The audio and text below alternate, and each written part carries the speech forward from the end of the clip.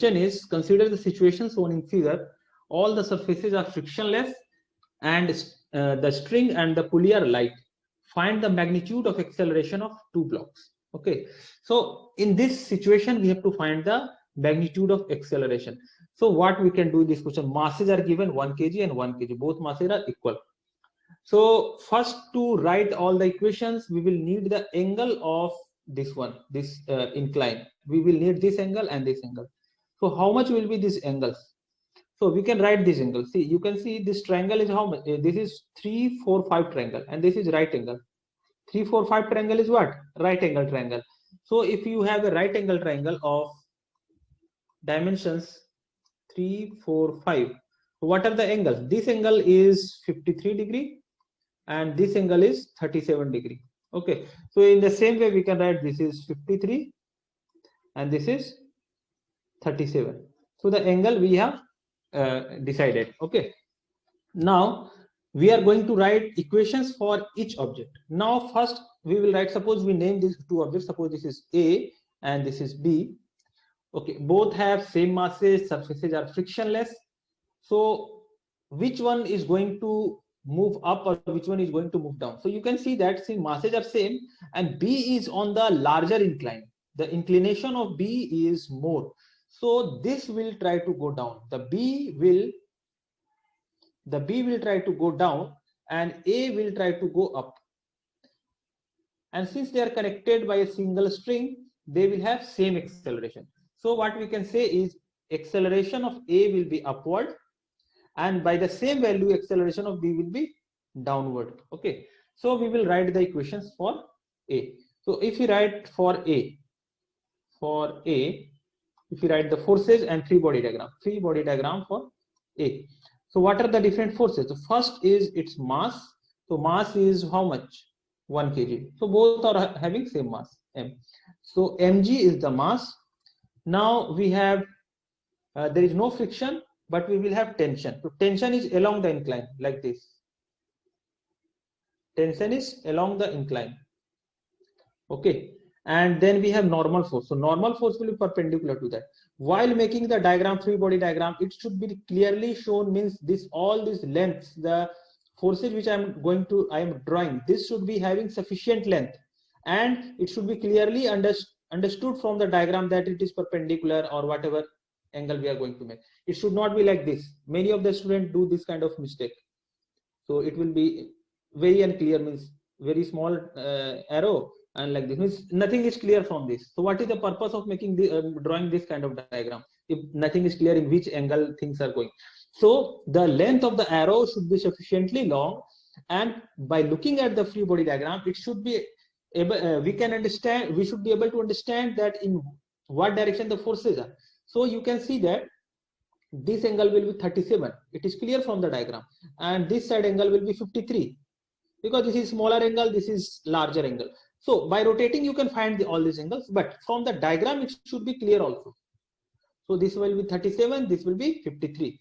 This is mg and this will be tension and this will be normal.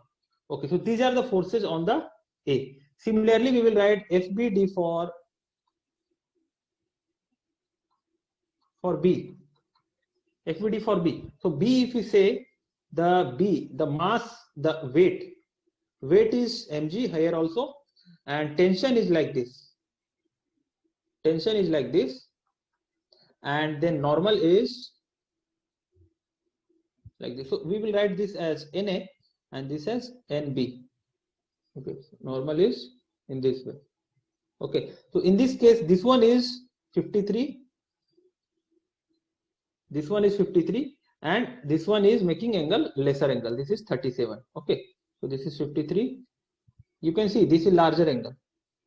This is 53. So this is 53, and this one will be a smaller angle, 37. Okay, so these are the free body diagram. Now we will write equation. So for equation, first we need to define the axis. So suppose we define the axis for this one. Suppose we write this as x direction and this is y direction. Okay, this is y, this is x.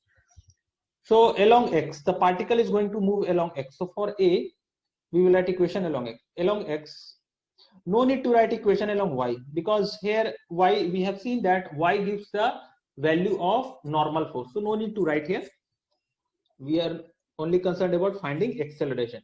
So what are the forces? See, tension is in x direction like this, tension is like this, and mg is like this, mg is here, and this angle will be 37 degree. Okay, how it is 37? See, this is 37, this is 37.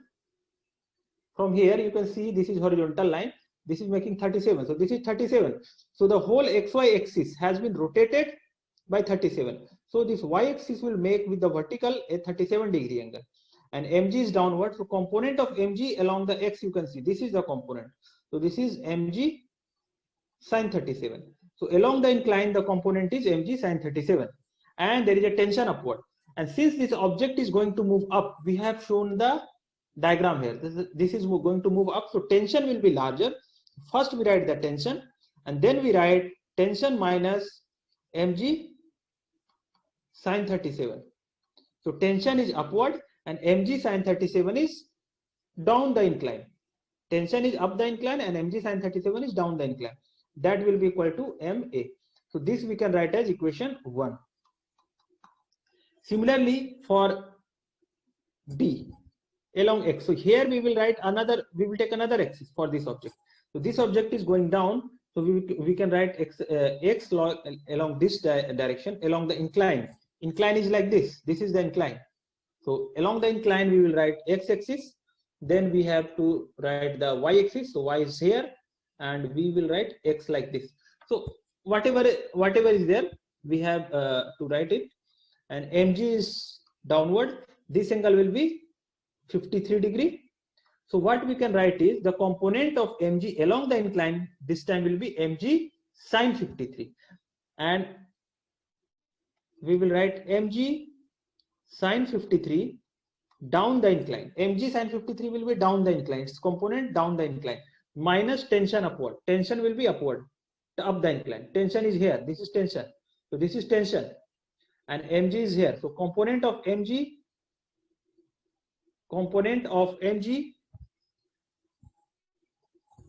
along the incline, component of mg along the incline we have to write. So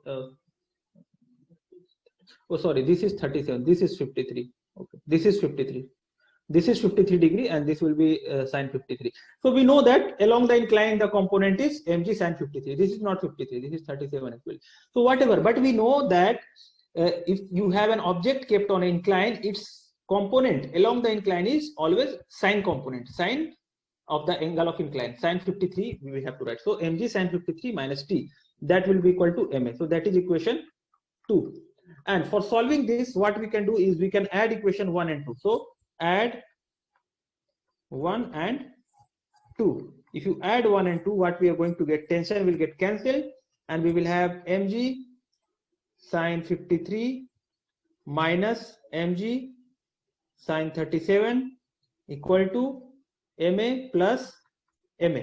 Okay, so next we can write it as mg sine 53 is how much? Sine 53 is 4 by 5, and sine 37 is 3 by 5 equal to 2ma. So m is getting cancelled, and how much a?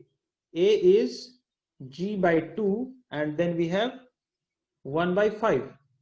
So g is also 10, so 10 by 10. So we are getting 1 meter per second square. So in this way we can find the acceleration of two objects. So what we have to do, first we will write first we identify the angle, then we identify the objects on which we are going to write the equations, we identify the forces, masses are given. Okay, so then we write the accelerations. So since they are connected with a single string, accelerations will be common. Both will have acceleration a. The object a will go up, object b will go down, because this is higher inclination. And then we are writing the equations. So tension minus mg sine of the angle. Here also mg sine of the angle minus tension, and then add it, you will get this answer.